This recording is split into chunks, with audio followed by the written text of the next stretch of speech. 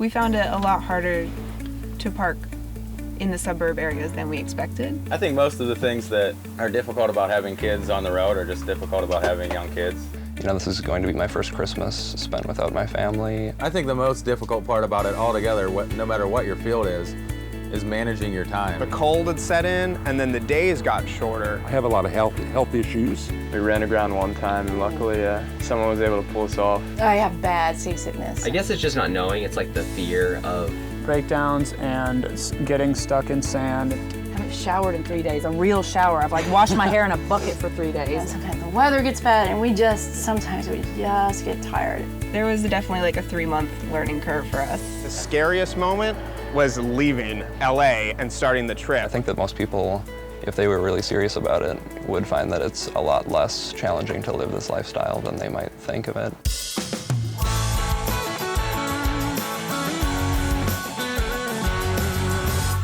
Stay young forever.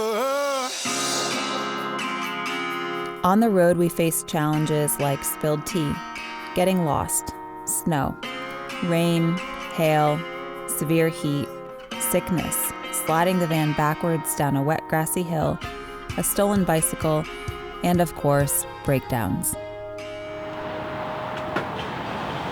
Same thing as before, something electrical. Dude, our van was running like crap just now too. Yeah, we saw you going around corners. Yeah, it was like shutting off when I turned. Let's try this. Let's try it again. Oh, there we go.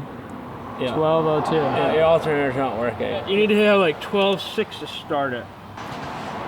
You're just not getting enough juice to the battery.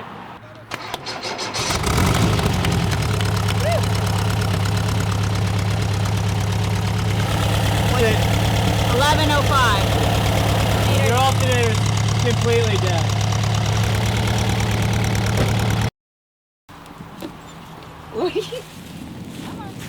We are here on this trailer in this yard.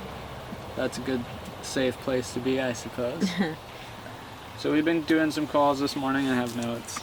I just called Parks Auto Parts, and they said that they do have a alternator in stock. $60 for the alternator. Wow, that's impressive. Now we just have to find somebody who wants to take it out and put it in. Oh hey, the goats are here. Oh, cute. Hi. Hi. What's your time frame? My time frame is to make sure it's right, is first and foremost, but then other than that, we would like to be moving along. Okay. If it was tomorrow afternoon, we'd be stoked. I've been working on these for 24 years now, and it's been interesting seeing them come from a used car to an antique. Spend a night in Basha. It went good. We had to cut the exhaust off to get in there, but not a big deal. There's new gaskets, new bolts, and it's all back together good. It's gonna look shiny now. I know. Only 6 parts. As a result of our breakdowns, we met incredible people. Back in action with Sunshine fully fixed, we headed to the next 2 interviews, hoping to learn more about challenges on the road. I'm Harrison Brown. I'm from Los Angeles, California, and I've been biking from Alaska all the way to Key West over 7 months, 8,500 miles.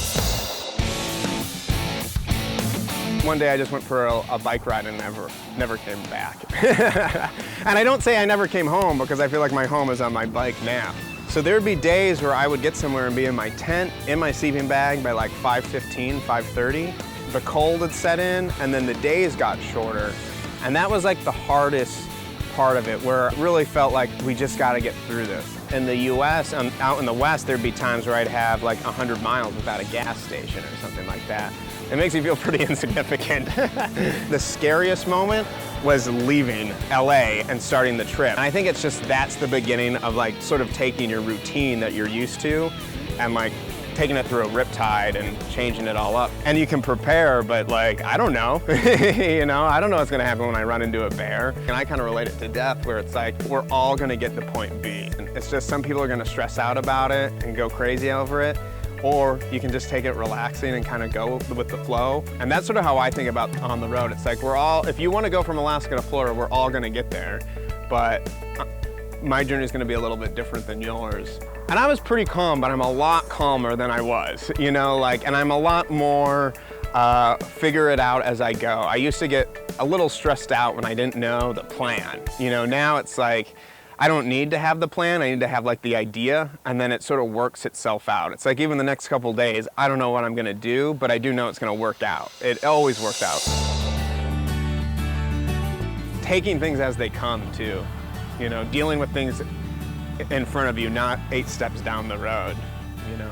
That's what I used to do a lot too in my own life, was worry about 8 steps down the road. And it's like, why are you worrying about this? Like, you gotta figure out this thing, this problem first.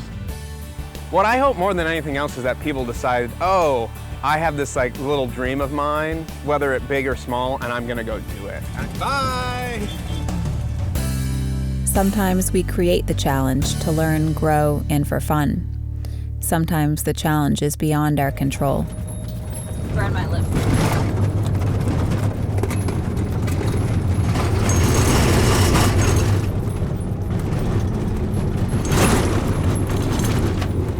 Guy that we know from Facebook, actually.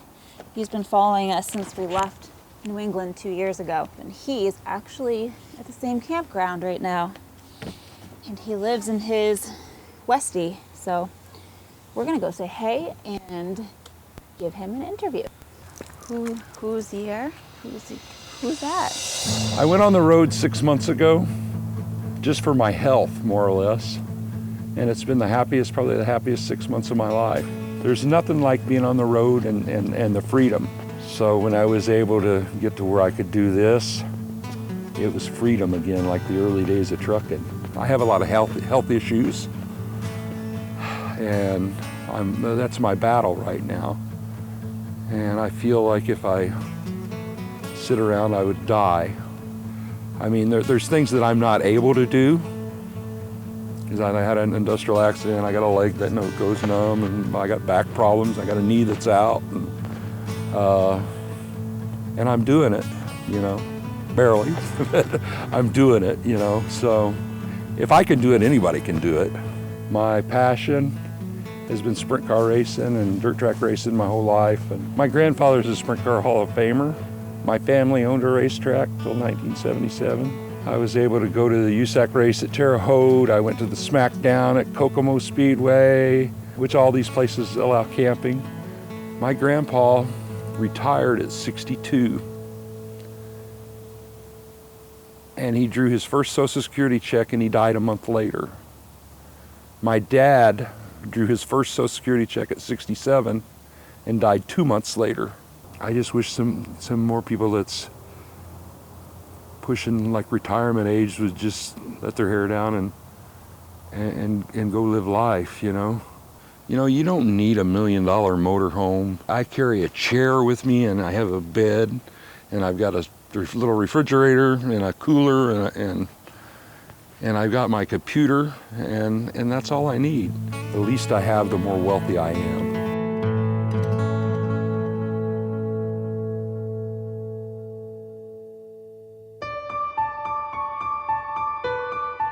Remember your inner child's sense of innocence, wonder, and imagination?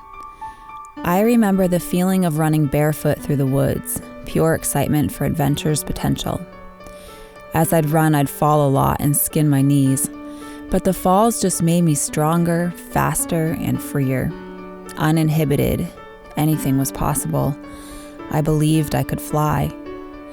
Sometimes we need to take a leap of faith and travel a path completely unknown to us, full of obstacles, some self-imposed and some beyond our control, that allow us to grow and remember this wonder and freedom within.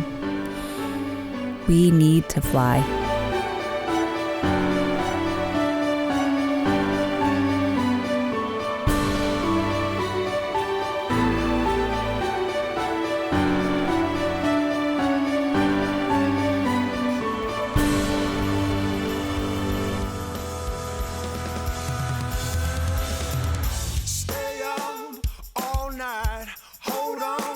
Sunrise, I wanna stay young forever.